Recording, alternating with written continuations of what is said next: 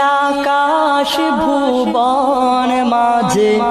তুমি কুদরতি ইশারায় রেখেছ এই শ্যামল পৃথিবীর চিত্রখানি তুমি নিপুণ তোমার হাতে এঁকেছ ওগো আল্লাহ শুকর তোমার আমারে যে মুসলিম করেছ ওগো আল্লাহ শুকর তোমার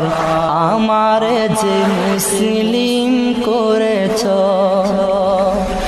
ওই খুঁটিহীন নীলাকাশ ভুবন মাঝে তুমি কুদরতি ইশারায়